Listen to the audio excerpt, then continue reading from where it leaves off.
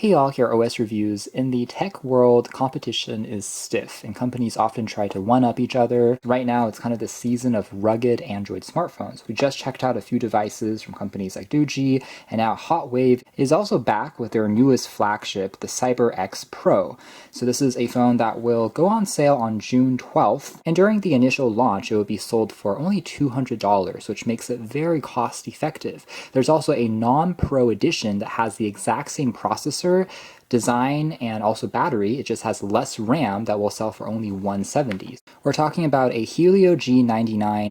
This is a energy-efficient 6nm chipset, which has similar performance to the Qualcomm Snapdragon 720 and 730G, so not quite 8 Gen 2, but of course the price reflects that, and it should still be a very good upper mid-range option. Now it has up to 21 gigabytes of expanded RAM. That means there's 12 gigs of physical RAM, and then you get upwards of 9 gigs of virtual RAM, one of the recent trends where you can borrow some of the storage to further supplement multitasking using the software, which is kind of interesting. And speaking of, there's 256 gigs of built-in ROM, a 108 megapixel primary camera, massive 10,200 milliamp hour capacity battery that should last for upwards of 3 to 4 days on a full charge. And then the most interesting thing about this phone's design is it has a secondary display on the back. This can supposedly show you basic notifications as well as the clock without waking up the front display, which is also a fast 90 Hz refresh rate. Otherwise offers a wide-angle 120-degree lens, which is 8 megapixels, a little bit lower there, but still nice to have. And of course, like any rugged phone, it's going to be fully resistant to water, dust, drops, and shock. Powered by Android 13, so also a little bit more up-to-date in terms of the software than the Doogee V30T that we saw, which was using Android 12. Inside, we also get the charger, which again is ironic because you don't get this with more expensive flagships anymore from companies like Samsung or Apple. It's using Type-C and does support the fast 33 watts. Another bundled extra is a USB Type-C to Type-A adapter, so you can also use OTG more easily by plugging in thumb drives, mouse, and keyboard accessories, and it can read it back directly on the phone. There's also an adapter for Type-C to 3.5 millimeters for aux, which is, again, a little bit unfortunate, but like most modern phones, there is no headphone jack anymore, but you can also use this or wireless Bluetooth instead. Aside from the phone itself, underneath we also get a free tempered glass screen protector, a pretty nice extra, along with a quick user guide and then just the Type-C cable. So it really is a wealth of accessories that you get like on many other rugged phones that we've seen before. One thing that is missing though would be an extra case or bumper, but it's not really needed since it's a rugged phone anyways. You can think of it as having a permanent case attached. Definitely going to be a little bit more bulky and heavy compared to a regular phone, but again, you get that added endurance and that massive battery as a result. Now, before we dive in too deep into the design, I will mention that it's not the first time that we've seen a phone with a secondary display on the back. For example, we saw it on the Meizu Pro 7 a couple of years back. Even Doogee themselves, with the last generation V20, experimented with a similar concept, plus Xiaomi with their Mi 11 Pro also played around with this secondary display trick, kind of like a fitness tracker size screen added onto the back next to the camera. Also more recently, phones from Hertz under their TikTok line, because of the clock-shaped round screen, have also done the same thing. So not quite as novel as the concept once was, but I still like it and think it adds a playful touch, which makes it more easy to customize at least. I think it's a pretty good hybrid between a rugged and also kind of a gamer-esque device because of some of the red accents going on. We have aluminum metal on the rails and then just a soft touch rubber on the bumpers here to resist against shock. And then also interesting is a vegan leather texture on the backing here, which makes it soft to the touch and just gives it a little bit more of a premium feel that you don't usually find on phones in this price bracket. Dual tone LED flash, wide angle lens, and then just a depth sensor for bokeh, so it doesn't have really a telephoto or a night vision lens, but just the basics here. The entire camera module, by the way, is slightly protruding from the main surface, but it's not too bad since it is at least a rather large block that they've gone with, and it has some soft touch rubber bumpers on here as well, so when it's lying flat, it doesn't wobble, and it also protects the camera as well as the secondary display. On the right-hand edge, just the volume rocker, pretty tactile. There's a dedicated power key, and then the fingerprint scanner is located down below. So it's interesting that these are separately placed as opposed to an integrated button that also acts as a fingerprint scanner. And then on the other side, we have access to the SIM card slot as well as micro SD card tray. There is a hot programmable key. Flap down below covers up the USB Type-C port for charging and data that is just against the water and elements when you're not in use. There's also a lanyard strap there on the side as well. So all in all, really not a bad looking phone here at all. The 6.78-inch Full HD display on the front is also a pretty decent quality for a IPS LCD, and it does get a little bit brighter than the Doogee V30T, which means that outdoor visibility for the most part isn't too problematic. I like that they've gone with a hole punch for the 16 megapixel selfie camera instead of the teardrop notch, so we do have a higher screen to body ratio. Granted, compared to normal phones, rugged devices are always going to have a little bit chunkier bezels, but it's not too bad, especially when you are just looking at content in general. It still is pretty immersive due to the 2:1 aspect ratio. The software experience, as aforementioned, is just pretty stock to Android 13. Aside from the Google Play Store and the handful of native Google apps that are built on in, which are good,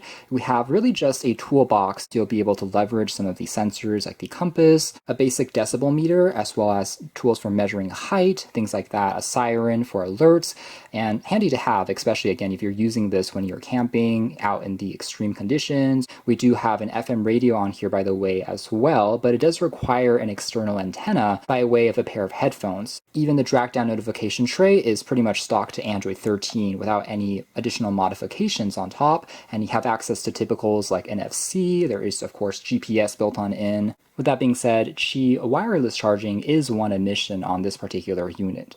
Under display properties, you can further choose between a natural, boosted, or super saturated modes for the IPS LCD. I would say it's pretty subtle on this particular device, but it just makes the colors pop a little bit more. Refresh rate can also be adjusted between 60, 90 Hz or the auto mode, which will scale itself back down to preserve on power when not being used. And the fast refresh rate does mean that the thing feels just a lot more fluid as you are swiping around the system. Other things that you can find include a glove mode to make the display extra sensitive even if you're using it in the winter time, and you can also customize that aforementioned secondary back display, turning it on or off, as well as choosing the style of clock. So here's a quick montage of some of the other styles, primarily colors that you can choose between, that all look quite good, and what types of alerts for notifications that you can take a look at as well. With that being said, in terms of functionality, the secondary display I would say is a little bit more limited, at least software-wise, compared to some of those other competitors that we've seen. For instance, you're not quite able to use this as a viewfinder for the camera if you're taking selfies using the primary lens. So that is one feature I would like to see added, maybe via a software update. That custom key can also be triggered here in the settings, allowing you to enable it. For instance, if I tap on select application, you can go between any apps that you have installed and it will open up any of these programs. One thing that is missing, however, would be support for additional commands. For instance, although you can open up programs like the voice recorder, you aren't able to automatically begin recording when pressing on that key. And that also means that using it as a shortcut for the flashlight is currently missing.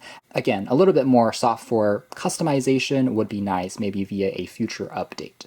Furthermore, we can go into the memory expansion mode, and that's where the virtual RAM can be further supplemented if the 12 gigs is not sufficient, again adding upwards of 9 gigs from the ROM to act as virtual RAM. Really doesn't have any problems at all when it comes to loading back tons of web browsing tabs. Jumping between open applications is a breeze because of the high count on that particular spec. And there's also something called the Smart Panel mode, which is similar to what Samsung and some Huawei devices have. It's basically an additional software menu that you can access by using the back gesture. If you are holding it and going outwards for a few extra seconds, you'll be able to trigger this additional tray of commonly used programs as well as shortcuts for things like a screen capture. And again, if you are just using a simple back, which is not quite as wide, you'll be able to not trigger that menu, but if you're pulling back a little bit further, you'll pull up this additional tray. So it's something that you can turn on and off depending on if you need it. So plenty of goodies in the settings of this phone to take advantage of all the extra sensors and hardware functions that they have built on in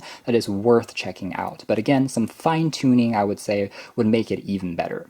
Here's also a few custom wallpapers from the folks at HOTWAV to really write home the whole rugged and gaming aesthetic even more. Anyways, jumping into the performance next, let's go into the camera side of things. UI here is relatively simple, but you have access to an AI mode that can detect different scenes, and like other phones we've checked out before, if it recognizes paper versus a landscape, it will boost certain colors. ISO, continuous shot modes can also be played around with, and then down below here we can toggle between things like 108 megapixel full resolution mode. So by default it's capturing at 12 megapixels. Under more, you'll also be able to find this is their night mode. It's not going to be quite as advanced as what Pixels and the latest iPhones can do, but it will still make an improvement by increasing the exposure time and capturing just more light, but you have to stay still during the capture. There's also an HDR mode that you can turn on and off manually, the QR code scanner, as well as the bokeh depth sensor for the secondary lens, the wide angle lens, as well as a pro mode can all be found under additional settings here as well. And under the video, you can also capture footage here up to 2K resolutions. So plenty of modes here to play around with, and works generally well enough. But one software trick I do want to see added would be an easier shortcut when you are in the regular picture taking mode to switch between the wide angle and the normal shots. Right now you do have to still swipe into the side here to trigger that. Also a little bit different in terms of color science, where the wide angle lens tends to be on the warmer, more saturated side, versus the primary tends to be a little bit more neutral and realistic. Closer look at some of the camera samples here next. Again, we do have plenty of detail that we're able to make out. In general, shots are quick to capture. Nighttime shots, again, you'll still be adding a little bit of noise, especially with some of the darker edges and details, but for the most part it's not too shabby. I've definitely seen worse, especially in this particular price range. It still gets the job done. I would say better than average when it comes to the overall level of detail, and at least the camera is easy to operate and use. Here's also a quick demo of video playback on YouTube and what the speakers sound like next.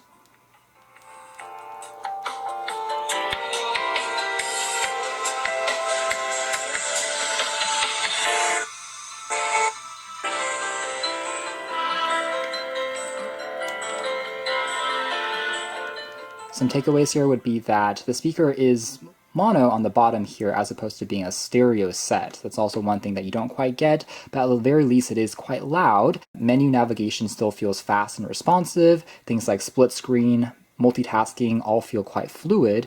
Here's also a quick web browsing test, and as you can tell, the processor here is more than capable when it comes to loading back web pages, even ones which are more complicated with lots of videos and elements on the page. It can still render back quite well. Now, when it comes to the basics, such as making phone calls, it's also an area where the phone doesn't really struggle or have much problems with. Reception quality remained quite strong, and again, the caller said that there were no issues in terms of hearing my voice with the noise-canceling microphone, even there is a little bit of background sound. When it comes to doing some gaming, there's also really no title from the Play Store that this phone can't install or run, and that includes more heavy-duty titles like Asphalt series as well as PUBG, not to mention lighter games like this, which run super smoothly, as you can tell, without much waiting at all when it comes to loading, as well as the animations. So despite not being necessarily a flagship killer, it still remains quite cool in terms of temperatures, and again, no title from the store that you can't run and play on this phone. So that is more or less it as far as our hands-on review of the HOTWAV CyberX Pro / CyberX. Again, the only difference is just the RAM and the camera. And in general, I think this is a pretty strong showing from this manufacturer. Great build quality as well as a relatively stylish design with all the red accents, angular shapes. I do like it at least. And also that external secondary display. As long as you can make do with a 4G LTE device and not 5G, this will be a super strong competitor here in this sub $300 price range within a rugged form factor. Check out more details if you're interested in the links down below, but for now that's been our video. Thanks for watching here at OS Reviews. That's been the CyberX Pro from HOTWAV.